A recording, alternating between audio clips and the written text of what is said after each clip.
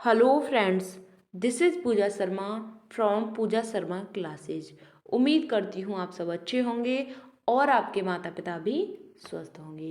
तो आज हम डिस्कस करेंगे मनोविज्ञान में किशोरावस्था। ठीक, इससे पहले की वीडियो में हमने बाल्यावस्था को कंप्लीट किया था और हमारा यह टॉपिक है किशोरावस्था। ठीक, आप हमारे साथ इसी तरीके से बने रहिएगा और चैनल को सब्सक्राइब नहीं किया है तो चैनल को सब्सक्राइब कर लेना और बेल आइकन को प्रेस कर लेना, जिससे आने वाली वीडियो का नोटिफिकेशन आपको मिल जाएगा।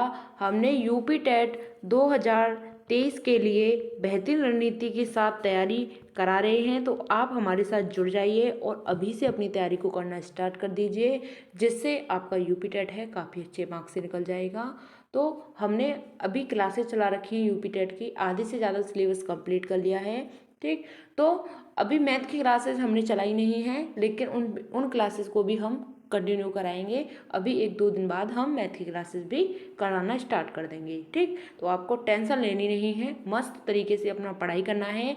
और इसमें आपको क्या करना है, 3 सब्जेक्ट को इतना मजबूत कर लेना है, 3 सब्जेक्ट को इतना मजबूत कर लेना है, बहुत ही ज़्यादा। ठीक, बहुत ही एकदम मास्टरी कर लेनी है 3 सब्जेक्ट में, तो आपको कोई भी नहीं रोक सकता है यूपी टेट पास करने से और 120 प्लस नंबर लाने से। ठीक, 120 प्लस नंबर लाने से कोई नहीं रोक सकता है, क्योंकि आप जब 3 सब्जेक्ट में अच्छे से अच्छा स्कोर करेंगे तो बाकी के 2 सब्जेक्ट बचते हैं आपके 60 नंबर के, तो उन 60 नंबर पर आप, इसमें नेगेटिव मार्किंग होती नहीं है, तो 60 नंबर के बचते हैं, तो आप उसमें तुक्का भी लगा के आएंगे ना, तो आपके कम से कम 20 या 25 नंबर आपके आ जाएंगे। ठीक, आपको थोड़ा बहुत भी आपने पढ़ा होगा तो 20 से 25 नंबर आ जाएंगे 60 नंबर में से। ठीक, तो आपका स्कोर बहुत अच्छा हो जाएगा। ठीक, तो आपको क्या करना है, बस अभी से लग जाना है और अभी से अपनी तैयारी को इतने अच्छे से करना है, अपने हाथों से नोट्स बनाने हैं और उन नोट्सों को आपको क्या करना है, बार बार रिवीजन करना है, लिख लिख करके रिवीजन करना है। जैसे मैं पढ़ा रही हूँ उसके साथ साथ आपने एक बार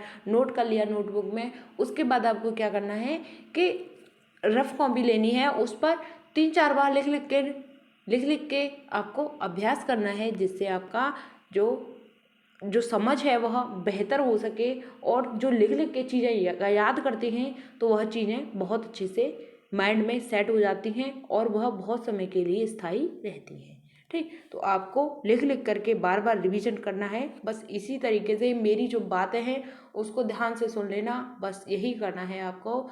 लेकिन मैं आपके लिए एक बहुत ही मोटिवेशनल थॉट सुनाना चाहूँगी, जो आपकी ज़िंदगी को बहुत ही बदल देगा। ठीक, तो जिंदगी का रास्ता बना बनाया नहीं मिलता, जिंदगी का रास्ता बना बनाया नहीं मिलता, स्वयं को बनाना पड़ता है। जिसने जैसा मार्ग बनाया उसे वैसी ही मंजिल मिल जाती है।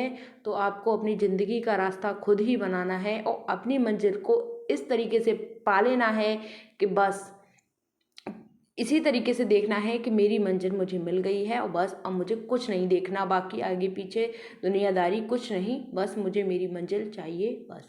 उसी तरीके से आप अपनी मेहनत में लग जाइए, आपको कुछ नहीं देखना है, अपनी फैमिली का नाम रोशन कीजिए। ठीक, क्योंकि आपको पता है कि आपकी फैमिली ही आपको सपोर्ट करती है। आप पढ़ाए हो, आपको डीएलएड बीएड कराया है तो आपकी फैमिली ने कराया है, ना कि बाहर वालों ने। ठीक, तो अपनी फैमिली का हमेशा भरोसा बनाए रखना और हमेशा अपनी फैमिली के बारे में सोचना। बाकी दुनिया बस ऐसी ही है। ठीक, यह समाज है, समाज ऐसा ही चलता रहता है।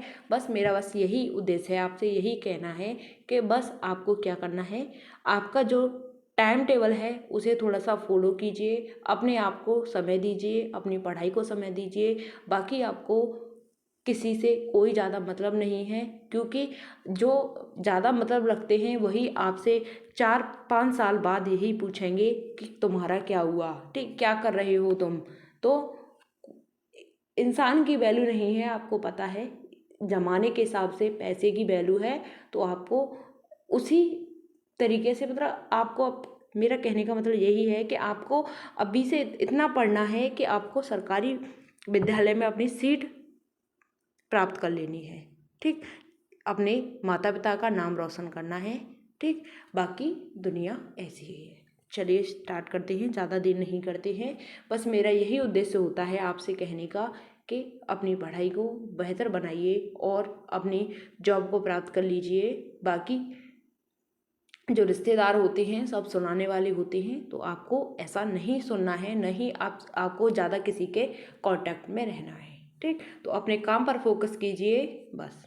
चलिए स्टार्ट करते हैं। किशोरावस्था। किशोरावस्था की जो उम्र होती है कितनी होती है? 13 से 19 वर्ष। किशोरावस्था की उम्र क्या होती है? 13 से 19 वर्ष किशोरावस्था की एज होती है। इसे ही हम क्या बोलते हैं? अडोलेसेंस। ठीक, किशोरावस्था को क्या बोलते हैं? अडोलेसेंस। इसकी एज होती है 13 से 19 वर्ष। ठीक, शेषवावस्था की बात करते हैं तो शेषवावस्था की जो उम्र होती है कितनी होती है? शेषवावस्था की उम्र होती है 0 से 5 वर्ष। कितनी होती है? 0 से 5 वर्ष। अब बात करते हैं बाल्यावस्था की। बाल्यावस्था की एज कितनी होती है? बाल्यावस्था की एज होती है 6 से 12 वर्ष। कितनी होती है? 6 से 12 वर्ष होती है। और किशोरावस्था की एज कितनी होती है? 13 से 19 वर्ष। ठीक, 13 से 19 या 18 वर्ष। तो यह किशोरावस्था की एज होती है। ठीक, चलिए यहाँ तक यह बात क्लियर हुई आपकी कि किशोरावस्था की एज होती है 13 से 19, बाल्यावस्था की होती है 6 से 12 और शेषवावस्था की होती है 0 से 5 वर्ष। ठीक, चलिए अब बात करते हैं किशोरावस्था के कुछ नाम हैं और कुछ नाम दे रखे हैं किशोरावस्था के, तो उनको किस नाम से जानते हैं, यानी एडोलेसेंस को किस किस नाम से जानते हैं, तो आइए जानते हैं। ठीक, किशोरावस्था को हम स्वर्णम काल कहते हैं, यानी गोल्डन एज कहते हैं। यानी कि बच्चा है इसी एज में अपने आप को एकदम गोल्डन बना लेता है, अपने आप को एकदम स्वर्ण की तरह बना लेता है। तो यही कौन सी एज है? किशोरावस्था। ठीक, गोल्डन एज। बसंत ऋतु की अवस्था है, यानी कि बसंत ऋतु की अवस्था है, इसमें उतार चढ़ाव होते रहते हैं किशोरावस्था में। ठीक, दुखी अवस्था है, बच्चा है थोड़ा सा दुखी हो जाता है किशोरावस्था में, अपने भविष्य को लेकर चिंताएं हो जाती हैं बच्चे को, तो यह दुखी अवस्था है। बच्चा थोड़ी देर में खुश हो जाता है, उसके विषय में कुछ अच्छा बोल दिया है तो खुश हो जाता है, और थोड़ी ही देर में वह परेशान भी हो जाता है। तो यह कौन सी अवस्था है? किशोरावस्था है। ठीक, आप सभी को पता है, आप सभी किशोर हैं। ठीक, स्वर्ण काल की अवस्था है, यानी गोल्डन एज है, यानी कि जीवन को इंसान बना भी सकता है और इसी एज में अपने आप को बिगाड़ भी सकता है। तो आपको अपने जीवन को बनाना है, क्योंकि आपके अलावा कोई और नहीं कर सकता है, तो आप ही हैं। आप अपने मार्ग पर चलते चले जाइए, बस आपको लगे रहना है। ठीक, बसंत ऋतु की अवस्था है, दुखी अवस्था है, बच्चा थोड़ी देर में दुखी हो जाता है। उलझन की अवस्था है, बहुत सारी उलझनें आ जाती हैं, बच्चा समझ नहीं पाता है कि मैं इन उलझनों से कैसे निकलूं, कैसे क्या करूं। ठीक, तो उलझन की अवस्था है। अत्यंत जटिल अवस्था है, किशोरावस्था कैसी है? अत्यंत जटिल अवस्था है। अमूर्त चिंतन की अवस्था है। अमूर्त का मतलब होता है ना दिखाई देना। ठीक, ना दिखाई देना, ना दिखाई देना, यानी कि चीज़ें हमें दिखाई नहीं देती हैं, तो बच्चा है समझ नहीं पाता कि किस तरीके से क्या करें। ठीक, तो अमूर्त चिंतन की अवस्था है। और किशोरावस्था, स्टर्ने हॉल एक वैज्ञानिक हैं, उनका क्या कहना था? स्टर्ने हॉल का कहना था कि किशोरावस्था प्रबल दबाव, तनाव, तूफान एवं संघर्ष की अवस्था है। तो मोस्ट इम्पोर्टेंट है, आपको बिल्कुल पता होना चाहिए। स्टर्ने हॉल ने क्या कहा था कि किशोरावस्था प्रबल दबाव, तनाव, तूफान की अवस्था है। बहुत ही ज़्यादा इसमें बच्चे को दबाव रहता है, ठीक, तनाव रहता है, और एकदम तूफान और संघर्ष की अवस्था है किशोरावस्था। ठीक, तो स्टर्ने हॉल की यह परिभाषा है, तो आपको बिल्कुल पता होना चाहिए, कई बार यह एग्जाम में पूछी जा चुकी है। ठीक, किशोरावस्था कैसी है स्टर्ने हॉल के द्वारा? कि प्रबल दबाव, तनाव, तूफान एवं संघर्ष की अवस्था है। ठीक, प्रबल दबाव, तनाव, तूफान एवं संघर्ष की अवस्था है किशोरावस्था। ठीक, किशोरावस्था में शारीरिक, मानसिक व सामाजिक विकास अचानक होता है। कैसे होता है? जो शरीर का विकास होता है, बच्चा है बड़ा होता है, ग्रो करता है, शारीरिक विकास भी अचानक होने लग जाता है, उसकी बुद्धि का भी, मानसिक विकास अचानक होता है। लेकिन वह समाज में आते आते बहुत सारी चीज़ें सीखता है कि तुम्हारे लिए यह सही नहीं है, तुम्हारे लिए यह सही है, तुम लड़की हो, तुम ज़्यादा बाहर नहीं जा सकती, तुम लड़का हो और तुम ये नहीं कर सकते, या मतलब कुछ भी ऐसा समाज में चला आ रहा है, आप सभी को पता है।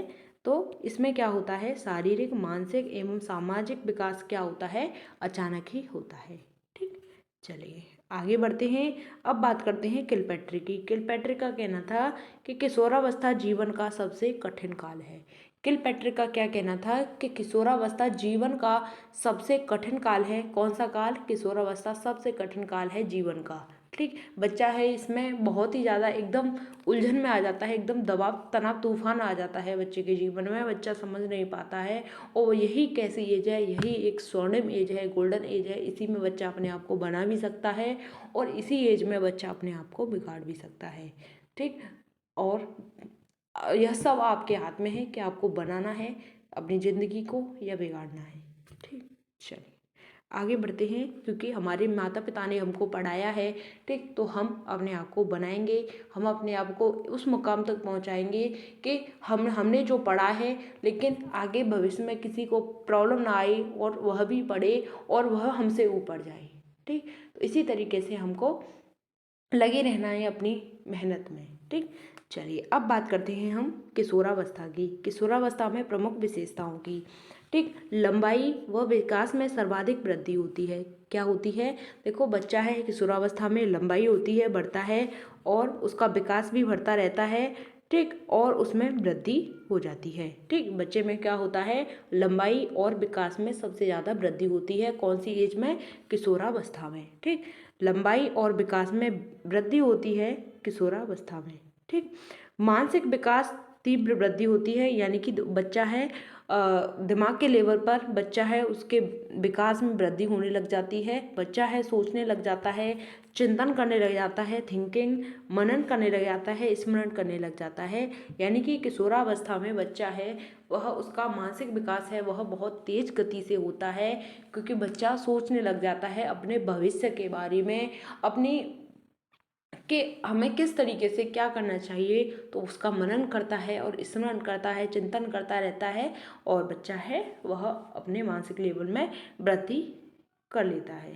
ठीक, काम शक्ति की परिपक्वता होती है, बच्चा मेच्योर नहीं इतना ज़्यादा हो पाता है, मतलब।